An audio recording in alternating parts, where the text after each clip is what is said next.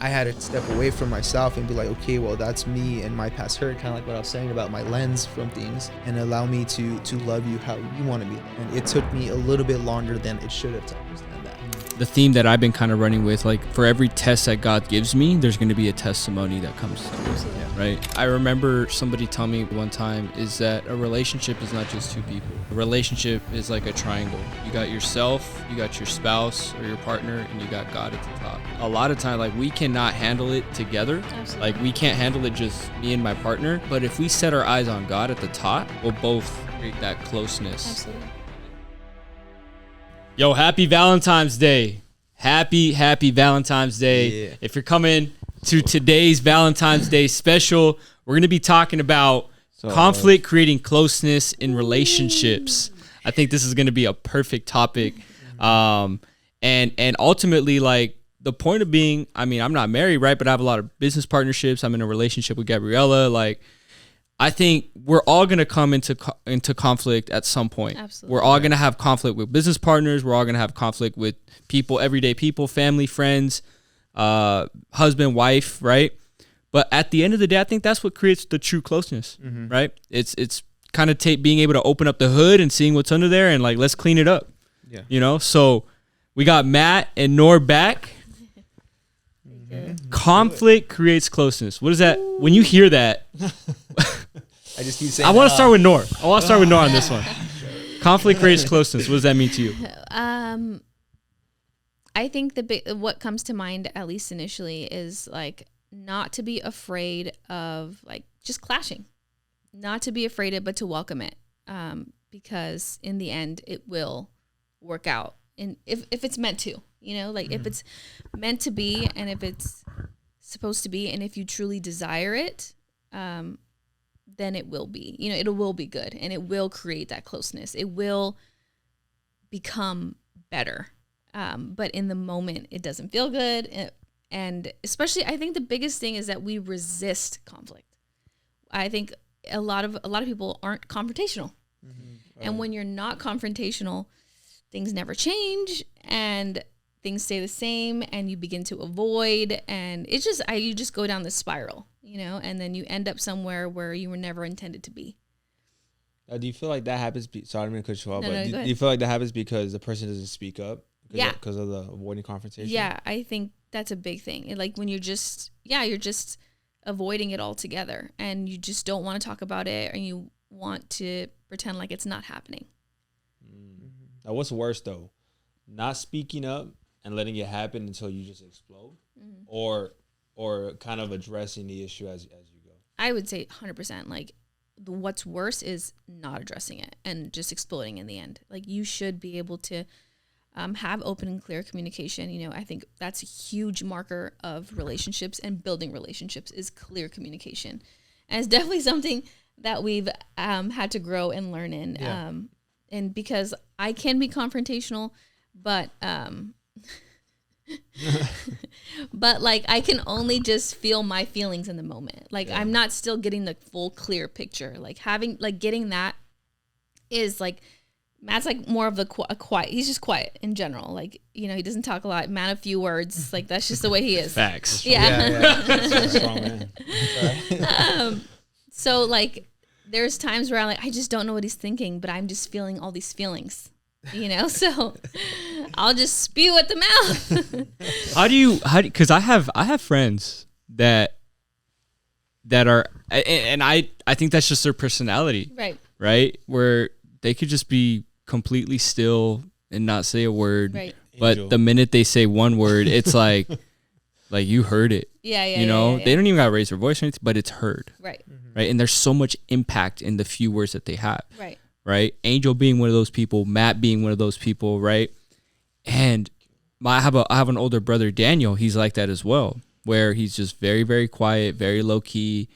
But you know, when he's quiet, like there's like, but then I feel like Nor, right? Yeah. And I'm like, yo, like what's going on? Right. What are you thinking? Right. Yeah. How do you kind of like maneuver through that? You know, I think the biggest thing I've had to learn is patience. Like give him time. Like he's gonna say what he wants to say. He's just processing it still, you know, like, and he's really careful with choosing his words because he doesn't want to hurt me.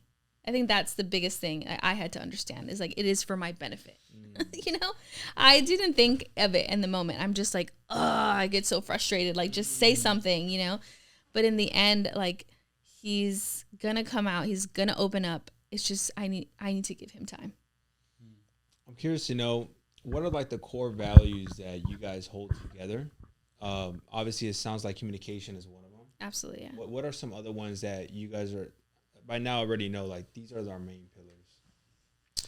I think just being able to look at things objectively, because we're people, you know, they say hurt people. We've grown up within our families, within, honestly, even within church, where, you know, we may have been hurt by people or trusted people, and they burn that trust. And so it allows you to look at life and to look at people from a certain lens. You know what I mean? Like, you know, you're looking from a lens of hurt. And so everything you see and everything you experience is tainted by that view of your past experience.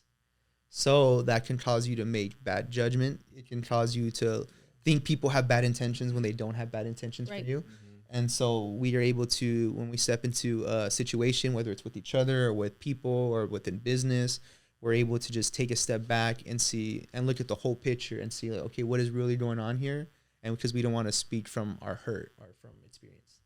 That's strong, man. That's powerful. That's powerful. And like, I guess, I mean, just to kind of carry the conversation, when you hear conflict creates closeness, like, I like to say, like, the theme that I've been kind of running with, like, for every test that God gives me, there's going to be a testimony that comes through Absolutely. it. Right.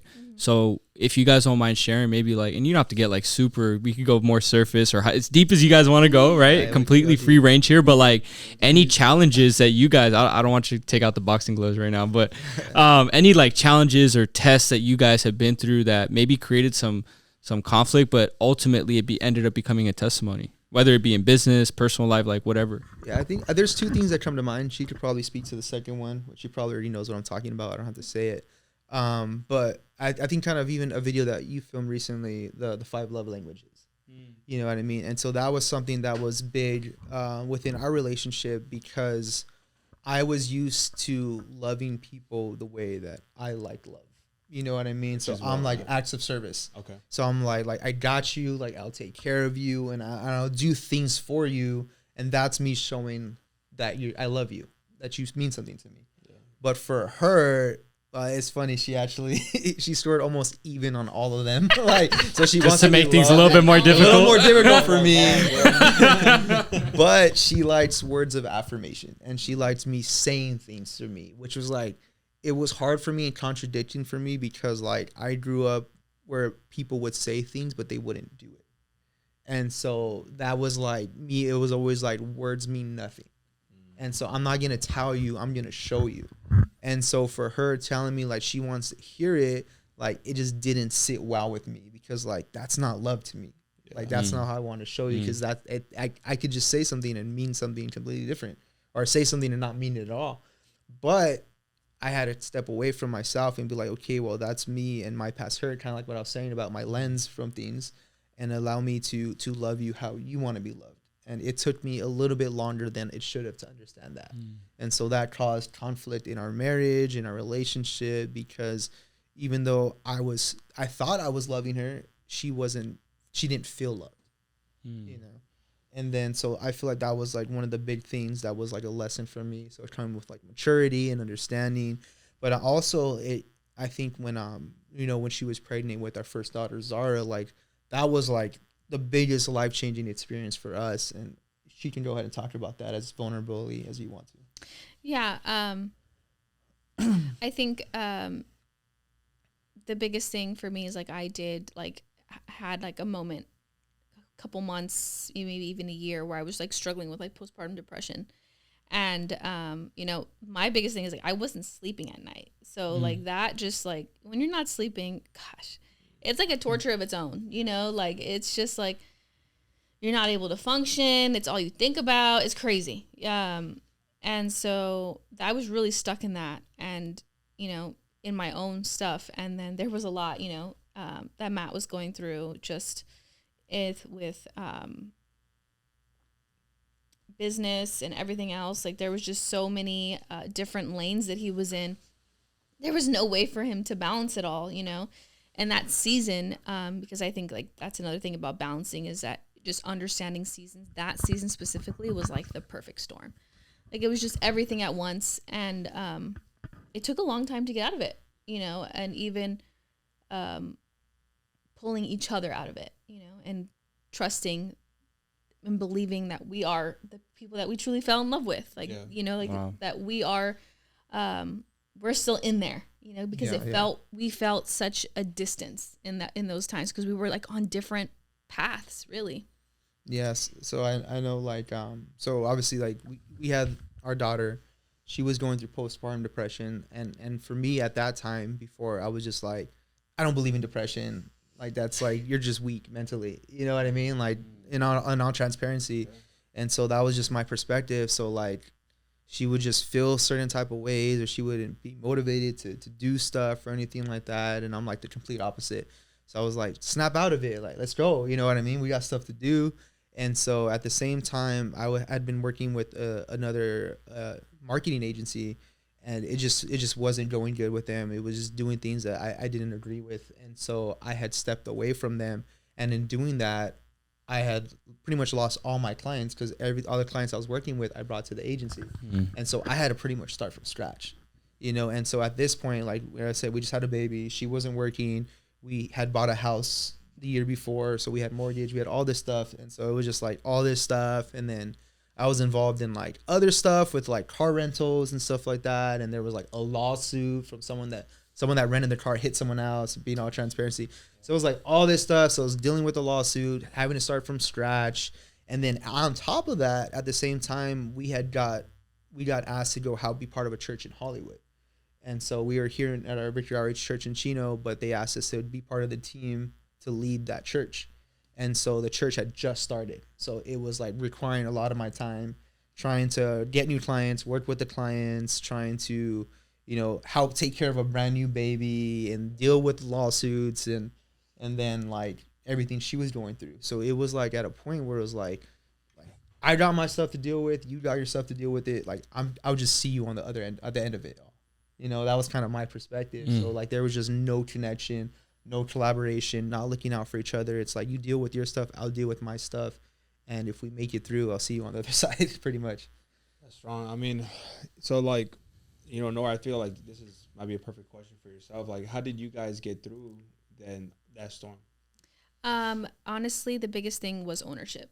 I think that both of us, we needed to take ownership for where we were and the part that we played in our relationship getting to where it was in that point in time. And for me, the biggest thing was, you know, what was I doing to be better? You know, I think that was like I mentioned earlier, like one of the things that led to the Better Pod was, I was like, what was I doing to be intentionally better for not just me, but for my daughter, for my family? And what was I doing to really get a hold of my growth and to really take responsibility for where I'm at? You know, I think that victim mentality is so common, and we can stay stuck in a certain spot, you know, for so long just because we feel like we have the right to, you know, but we're not doing ourselves any favor by staying in that mentality. And I had to realize that, you know, I had to realize that even though I had every right to feel a certain way, it doesn't matter. It doesn't do me any good to stay there, you know? Was it that same ownership mentality that you took upon? I see from hearing your life, but also with the relationship. Yeah, absolutely. It was both, you know, just, you know, what was I contributing, you know, to our marriage? You know, like obviously, you know, there was distance that was created, you know, just certain things like I couldn't just rely and just say like, okay, when he does this, then I'll do this. You know, like I had to be the one to like, okay, I can't just have him meet me halfway. Like I can be the one to meet him too, you know? Putting down your pride. Yeah, exactly. That's the biggest thing. What was and I feel like I already know the answer to this, but I want to highlight it, is what was the role that God played in all this? Everything, you know, and it's like, that's why it's so important. like to have that relationship with Jesus Christ. And this is not going to church on a Sunday and then living your life a completely different way, but when you have that intimate relationship where, you know, you're spending time in prayer and his word and in worship, like he's the only one that can get you out of certain situations. You know what I mean? And it really took, like, it was like pretty much like rock bottom for us, to be honest. You know what I mean? What she was going through, what I was going through. And there was just times where, you know, I didn't have the words to say. I didn't know what to do, but I went back to my source, which is Jesus. And I just remember times putting on the worship music and just being in God's presence and crying, you know what I mean? And just allowing him to heal and to kind of show me the way out of that, and getting into his word and learning how, you know, I'm supposed to love my wife, because the scripture teaches us so many different things. And along with that, and then also going back to like the relationship aspect as far as like different veins, it was honestly, I remember I was like on my way home one day and didn't want to come home because it was a mess, you know, not like literally, but just what we were going through. And so one of her friends, you know, I'm gonna give her some credit right now, her friend Chris, she called me out of nowhere and she's like, do you understand what your wife's going through? And I didn't, because I didn't believe in it. And so she just, from hearing it from a different perspective, like it just brought so much like soberness to me, like, man, like I have been wrong, you know? And so that part of like humbling myself and going to her and apologizing, like I didn't take seriously what you were telling me. And so then that started the healing process, you know what I mean? And so it's something that it takes time. Like it wasn't a snap of the finger, everything was better, but we continue to work through it, to build that trust, allow God to heal it, you know what I mean? And now it's getting to a better place. And even coming into like this pregnancy, when we found out we were pregnant, we were excited, but at the same time we were nervous because we just have all that reference from everything we went through. And so it was just like, you know, we just know that this time is going to be so much more different. Like we're in it together. We're looking out for each other. We're having God at the center and allowing him to lead us through this blessing of what it is. Man, thank you guys so much for just being so open and vulnerable and just being able to share that. I remember somebody telling me one time is that a relationship is not just two people. You know, a relationship is like a triangle. You got yourself, you got your spouse or your partner, and you got God at the top. And a lot of times, like, we cannot handle it together. Absolutely. Like, we can't handle it just me and my partner. We gotta, if we set our eyes on God at the top, we'll both create that closeness. Absolutely. And I think that through every conflict creates closeness. To Noor's point, if it's meant to be, if it's God's will, it'll happen. So I got to give a big shout out to my girlfriend Gabby on that one, because she taught me that one. Happy Valentine's Day, my love. But again, now we're gonna dive into the next segment, which is giving advice to young couples. I think that's a good one, right? Let's give some nuggets to young couples, and ways to thrive in life, thrive in business, thrive in love. So make sure you like, subscribe to the video, comment down below. Happy Valentine's Day to all you beautiful couples out there, and to business couples as well. Happy Valentine's Day to you guys. All right, we'll catch you guys on. So drop in tomorrow.